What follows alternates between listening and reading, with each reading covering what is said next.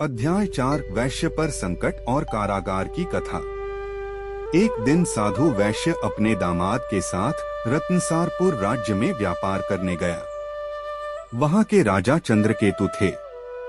उसी रात राजा के महल में कुछ चोरों ने चोरी की और वे राजा के रत्नों को लेकर भाग रहे थे। जब राजा के सैनिकों ने चोरों का पीछा किया तो चोर घबराकर साधु वैश्य की दुकान के पास पहुंचे और चुराया हुआ धन वहीं छुपाकर भाग गए।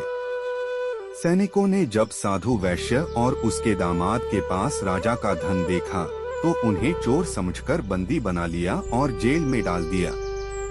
भगवान की माया के कारण राजा ने उनकी कोई बात नहीं सुनी और उनका सारा धन भी जब्त कर लिया।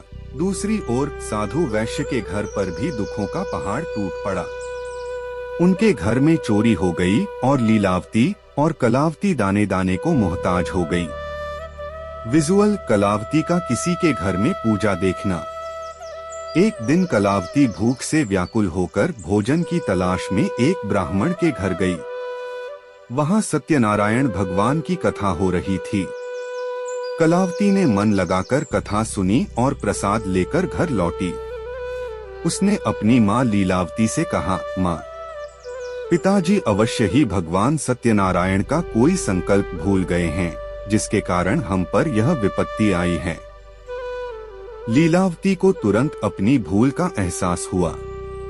उसने अगले ही दिन सच्चे मन से भगवान सत्यनारायण का व्रत किया और क्षमा मांगी। भगवान सत्यनारायण प्रसन्न हुए।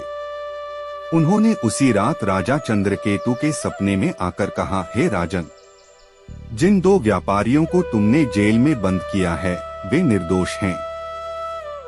उन्हें कल सुबह ही छोड़ दो और उनका सारा धन वापस कर दो, अन्यथा मैं तुम्हारा राज्य नष्ट कर दूंगा।